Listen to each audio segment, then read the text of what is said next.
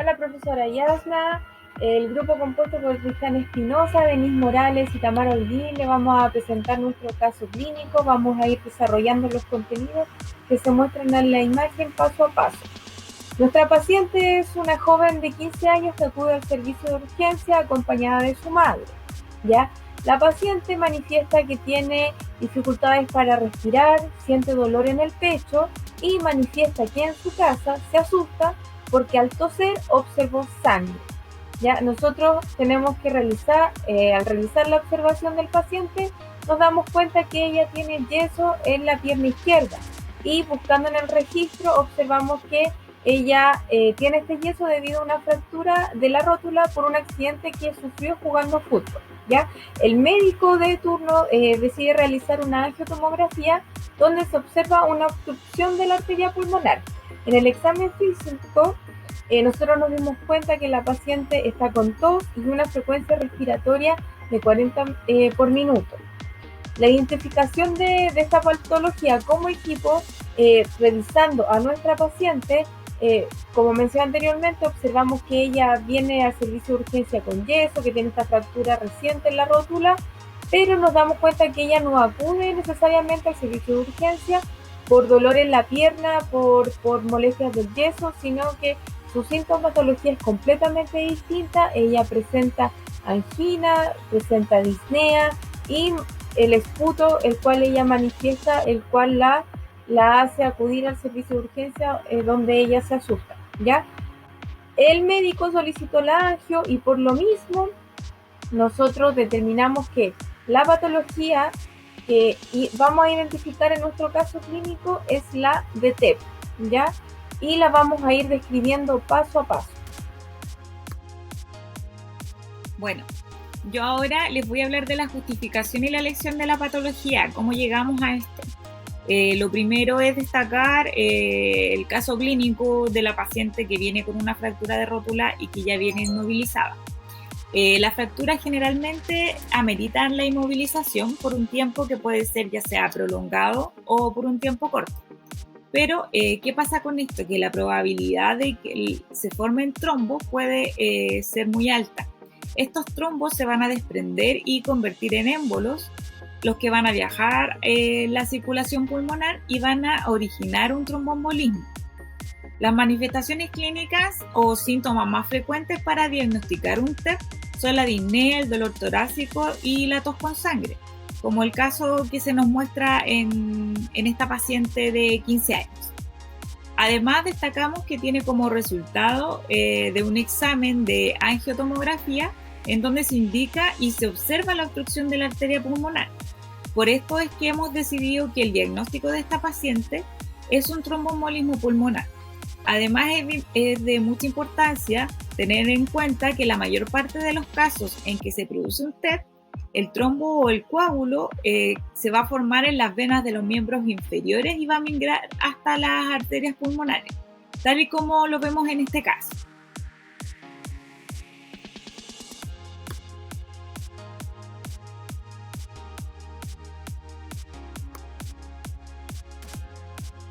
Ahora les voy a hablar de la fisiopatología de la enfermedad. Bueno, la base fisiopatológica de la formación de los trombos, que explican hasta un 90% de los TEP, se puede resumir en la tríada de Virchow, que es la primera imagen que aparece. ¿Qué explica esto? Dentro de los puntos está el enlentecimiento de la circulación venosa, también existe un daño endotelial y un estado de trombofilia. Los factores de riesgo del TEP están relacionados con uno o varios mecanismos, va a depender de cada paciente, pero generalmente esta es la triada para detectar esta patología. La mayoría de los tromboembolismos surgen de las venas proximales de las extremidades inferiores, tal como ya se los había dicho anteriormente.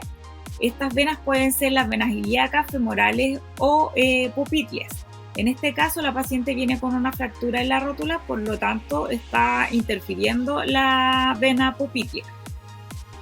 En estas se van a formar el trombo alrededor de las válvulas venosas y luego se va a desprender viajando hasta la circulación pulmonar. donde según su tamaño va a obstruir las arterias principales o las ramas periféricas. Las áreas más afectadas son las basales por tener un mayor flujo sanguíneo. La siguiente imagen, como ahí aparece la fisiopatología o la alteración del intercambio gaseoso, vemos que hay una obstrucción mecánica del lecho vascular y una inflamación, la cual provoca una difusión surfactante y atelectasia. Ambos mecanismos causan la hipoxemia. Y en el caso de la siguiente imagen, es donde se produce una alteración hemodinámica. Esto, la obstrucción de al menos el 50% del lumen de la arteria pulmonar y la vasoconstricción hipóxica va a generar un aumento de la resistencia vascular pulmonar postcarga del ventrículo derecho.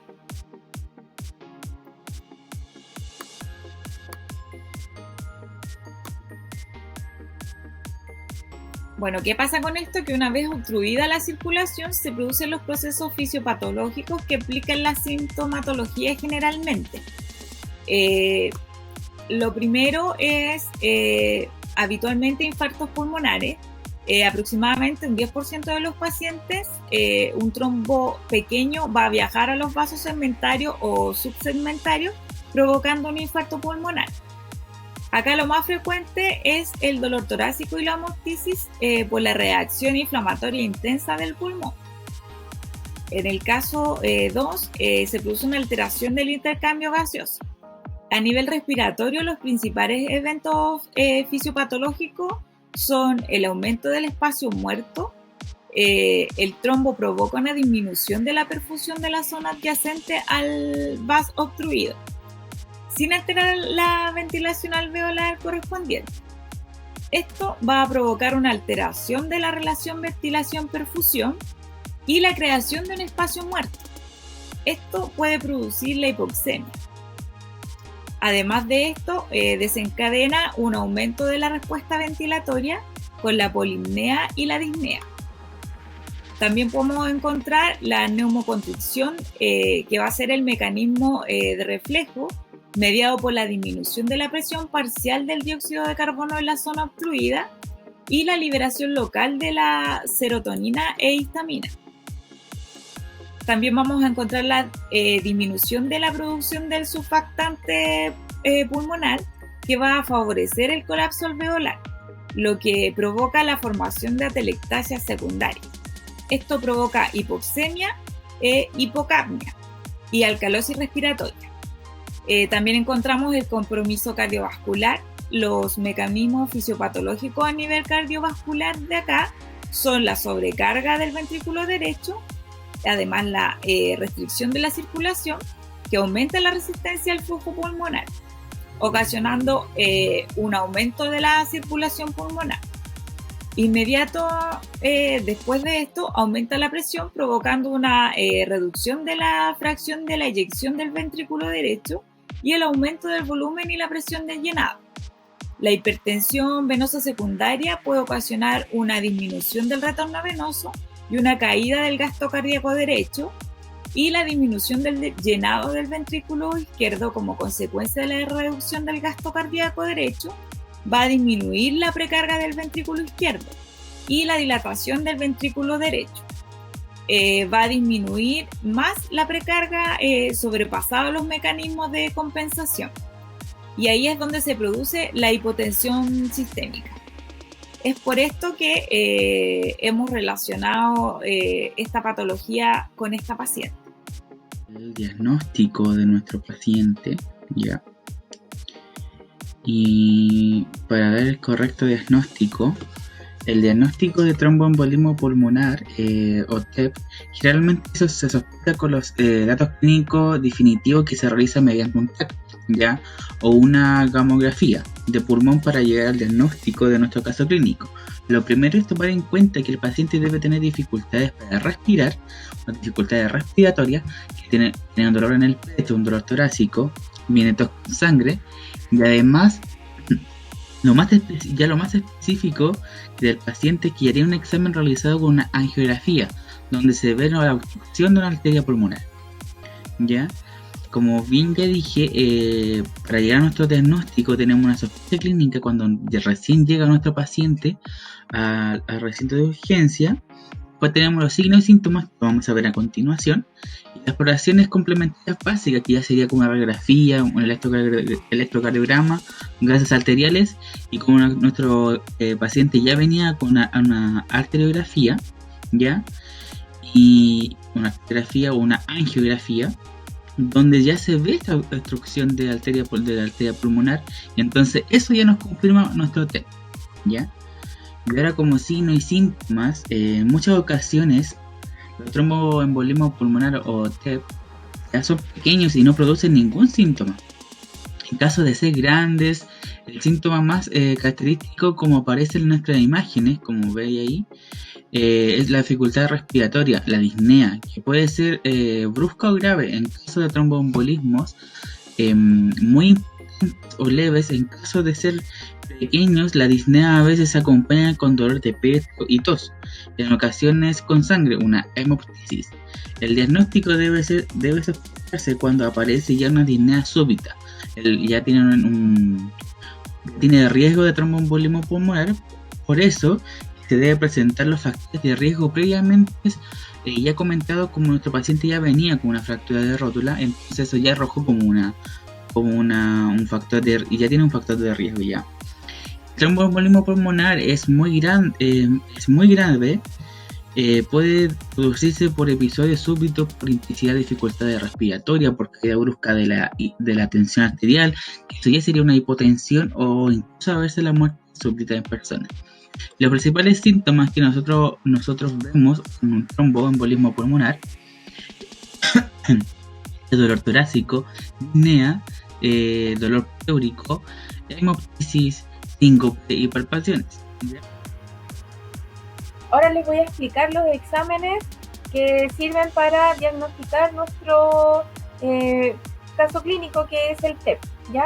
Uno de ellos es la angiotomografía pulmonar.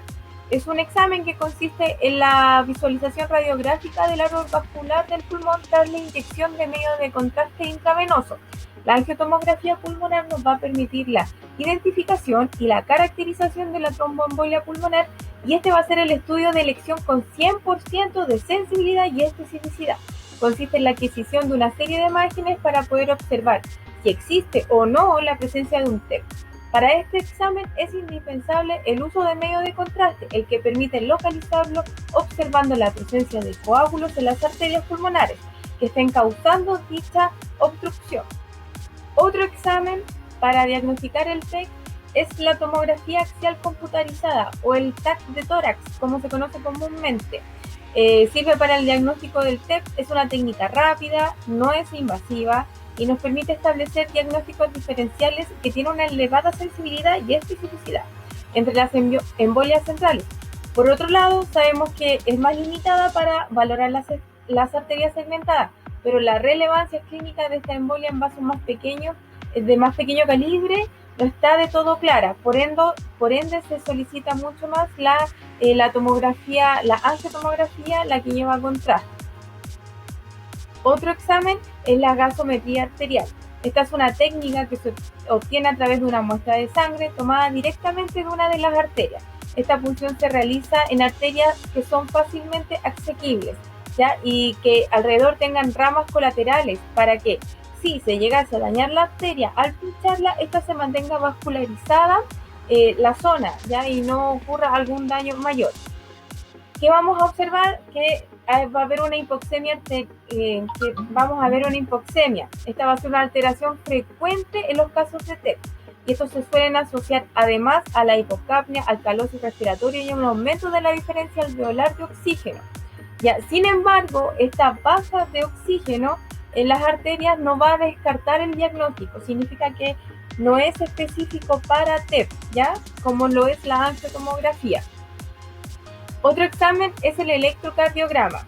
Esto lo que va a medir es el movimiento del corazón. Es más frecuente en los pacientes con TEP y va a revelar específicamente alteraciones del complejo S1, Q3, T3, que se conoce como el complejo de Mac-Jean-White.